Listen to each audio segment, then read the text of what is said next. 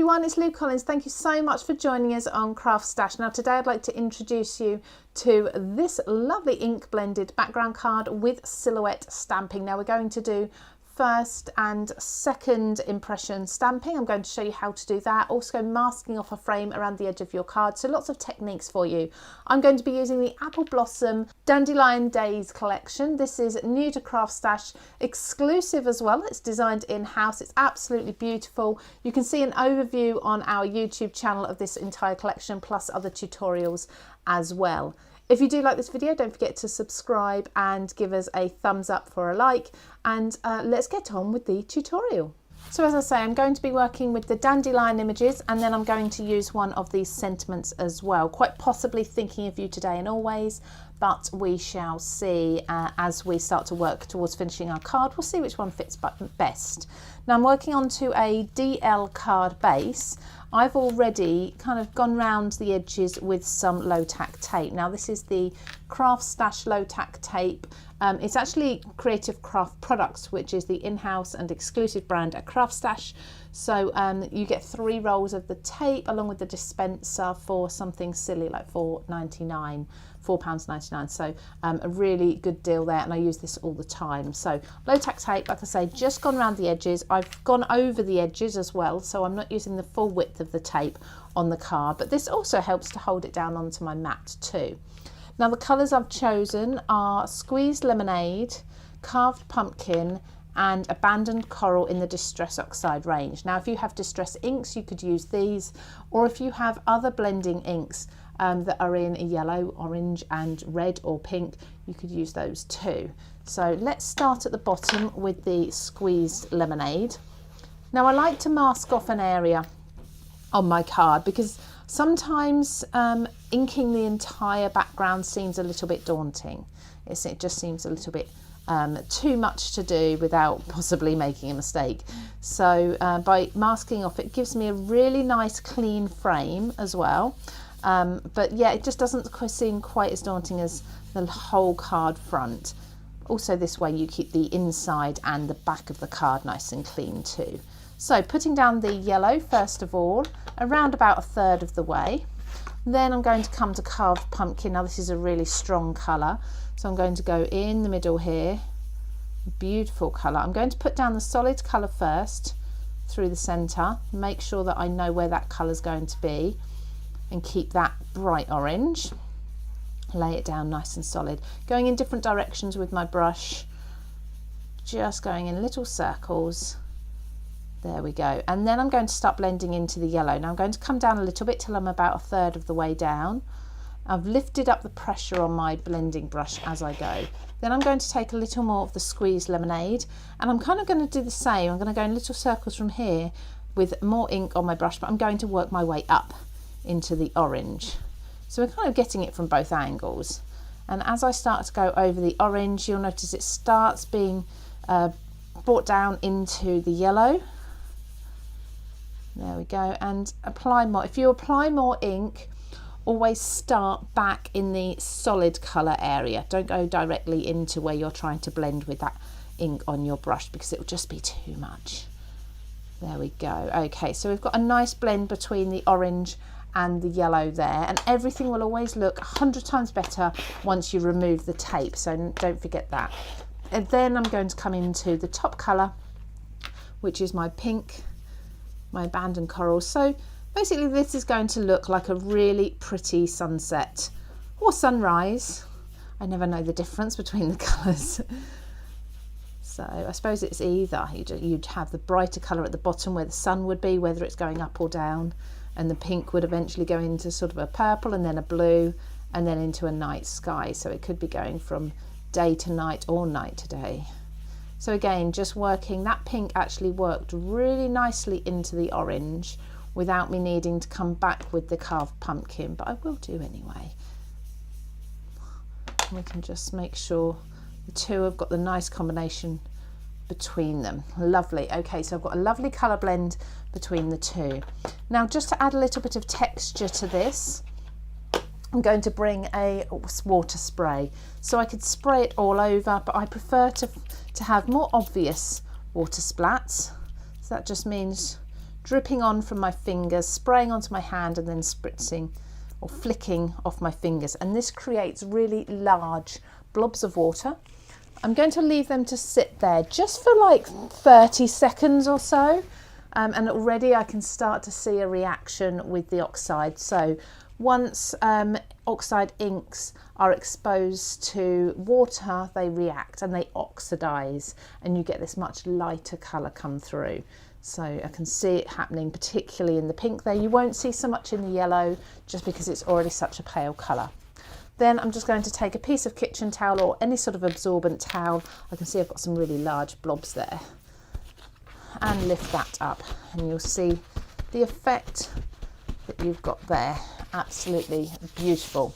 Now again, like I say, this is always going to look 10 times better once you remove your tape at the end. So let's now come on to our stamps, and we're going to do some stamping in 2nd and 3rd generation. So just to give us lots and lots of detail. So I'm going to take the dandelion stamps off of the packet so that we can clearly see how they are stacked. And for this, I think I'm also going to bring in my stamping platform.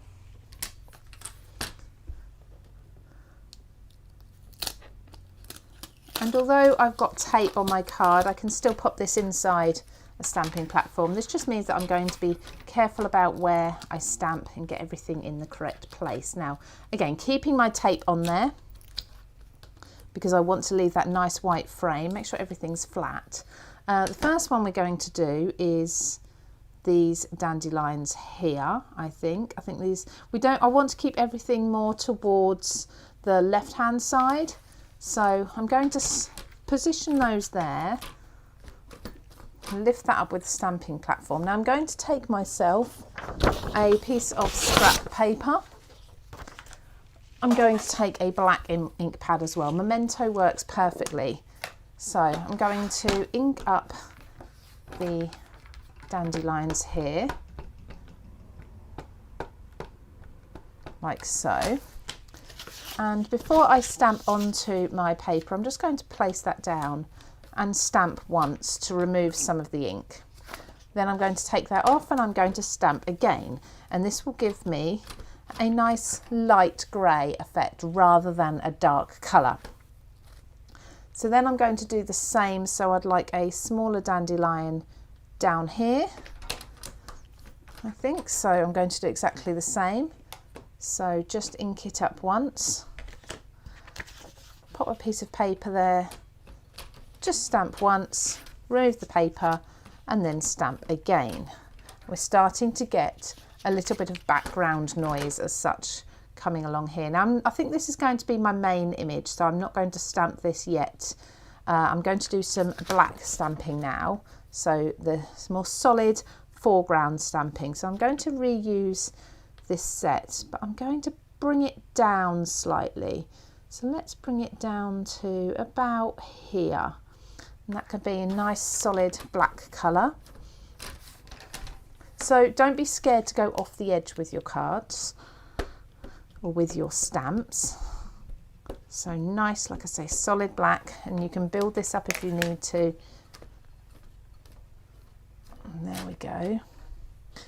There we go. So hopefully you can see that we've got our foreground and we've also got our background dandelions. Now, of course, if you find there's a gap and you feel like you wish you'd put a background dandelion in or a foreground, you can go back and do that. Absolutely. Now I'm going to put this one in, I think about here. That's going to be almost like the main focal image for us here. So put that down. We haven't used this one yet. So ink this up with black, press that down, making sure that stem is nice and solid, making sure it's more of a foreground image. There we go. Beautiful. Yeah, I'm happy with those. So I'm going to leave those for now. I'm just going to come to my sentiment. So I think thinking of you today, this one's not going to be wide enough for my card base. So thinking of you today and always seems like the perfect sentiment.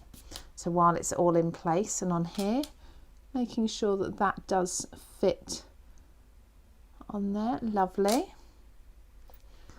Okay.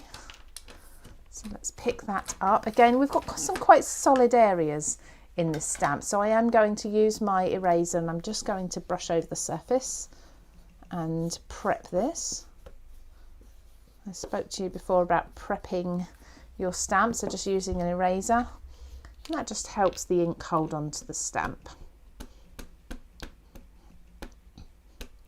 There we go, so load that up with ink, and I would expect with a sentiment like this that's as bold as this to do a couple of different stamp impressions to make that really stand out.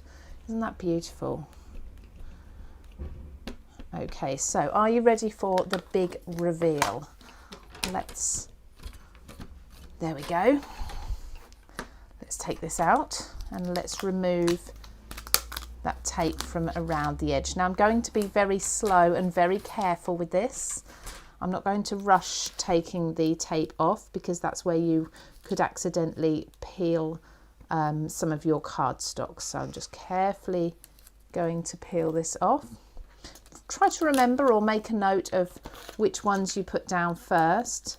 I tend to go the two sides pieces first, then the top and the bottom, rather than working my way around the card clockwise or anti-clockwise, because if I do that then I've only got one way I can lift it up.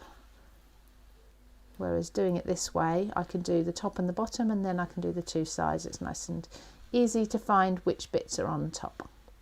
You see that lovely sharp edge that we're getting by using that low tack tape just on the underneath of the card there.